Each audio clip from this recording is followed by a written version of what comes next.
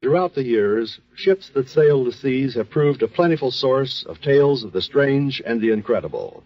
For it is only natural that men, consigned for days on end to limitless horizons of empty sky and water, should be subject to visions and hallucinations. But how shall we explain the vision of Mr. Wilmot, which was confirmed by its own subject, someone who had been nowhere near the sea?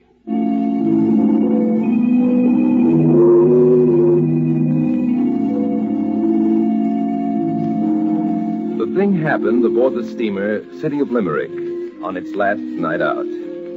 For 9 whole days, the vessel had been lashed by furious storms.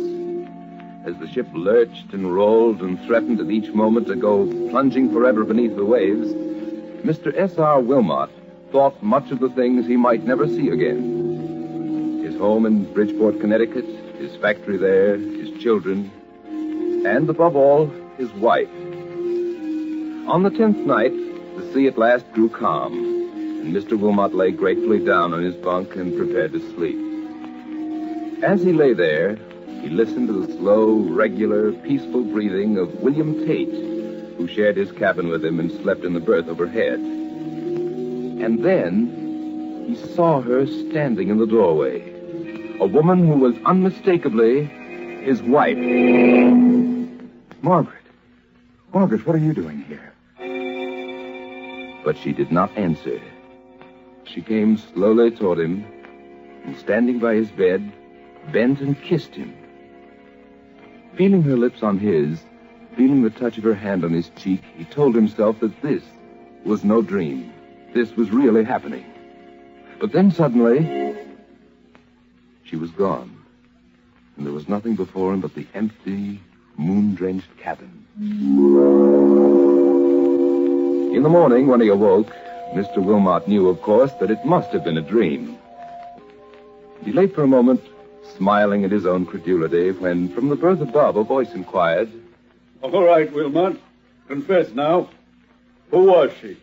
Who was who? "The woman who came tiptoeing into this room and stood by your bed and kissed you." That afternoon, the City of Limerick docked at New York, and Mr. Wilmot took the night train to Bridgeport. He saved the question he had to ask his wife until he and she were alone. But even then he had no opportunity to speak, for it was his wife who inquired, "How is it, dear, that you didn't have a private cabin on the return voyage?" What makes you think I didn't have one? Why, there was another man with you. He slept in the bunk above yours. But how could you know that? It was last night, dear. I couldn't sleep. We've been reading about the storms on the Atlantic, and I was terribly worried. Oh, I know this sounds absurd, but it's true. I seemed to be crossing the water and coming aboard your ship. I went into your room, and even though that man was there, I bent down and kissed you. Here was an incident in which 3 different individuals participated, and which each independently confirmed. It's an incident incredible but true.